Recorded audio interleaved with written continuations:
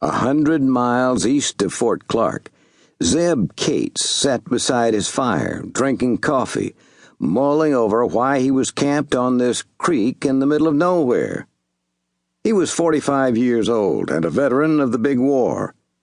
He had lost everything in the war: his family, his slaves, and his wealth.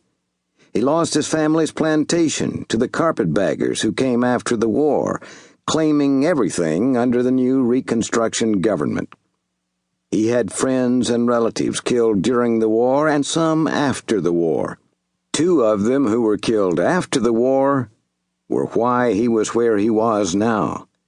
His 2 nephews, Yahzie and Billy Cates, had been killed by a man named Tye Watkins, who was a scout at Fort Clark, Texas. He knew all about Yahzie and Billy. He knew they rode with Quantrill and had been involved in some terrible crimes against civilians, both during and after the war. He had strong feelings against the Yankees, but not to the extent that he wanted to kill all of them like his nephews had. The 2 had killed indiscriminately, men, women, and children, and he didn't approve. But blood was thick, and he intended to make life miserable for this scout before killing him. Zeb, unlike Yahzie and Billy, was an intimidating man to look at. He stood 3 inches over 6 feet and weighed over 200 pounds. He was broad at the shoulders, thick through the chest, and narrow at the hips. His arms were like steel from swinging a hammer. Since the war, he'd been trying his hand at blacksmithing and had become good at it. News traveled slowly, and it was several months after Yahzie and Billy were killed before he heard about their deaths. He was never one to act without thinking things out, and he fretted for several days, trying to decide what he would do. When he did decide, he left his blacksmith business and headed to Texas to avenge the killings. In the war, Zeb showed he was a natural leader, and had quickly risen to the rank of captain in the Confederate Army. He had participated in several skirmishes with the Yankees, and was considered a great tactician and was known to be completely fearless in battle. He wasn't sure how he was going to kill this scout, but he was confident he would figure out a way. He emptied his cup, covered the fire with dirt, saddled his horse, and headed west. Thurston was waiting on the porch at post headquarters when Carter arrived with Tye.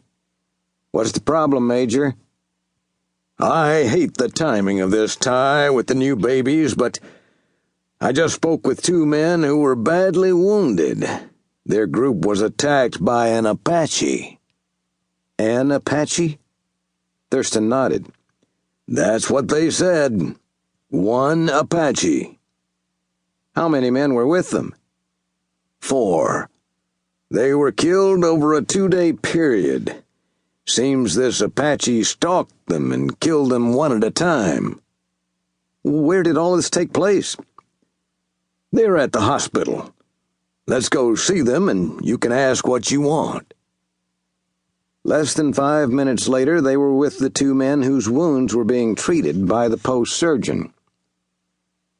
"I'll be through in a minute, Major, and then they're all yours," the post surgeon, Captain McCann, said. Thurston nodded, and he and Tye stepped back to wait. Tye was sizing the men up and didn't like what he saw. They were not dressed as trappers or hunters, and seeing the smoothness of their hands knew they did not do manual labor such as farming, ranching, or mining. The guns on their hips looked well taken care of, though. "I'll be back in a minute, Major." He walked outside to look at the men's horses. Both horses were top-of-the-line stock. Looking through their saddlebags, he found the usual: extra shirt and pants, tobacco and makings for cigarettes, extra shells, matches, coffee cup, plate, fork and spoon, and cash. A hell of a lot of cash.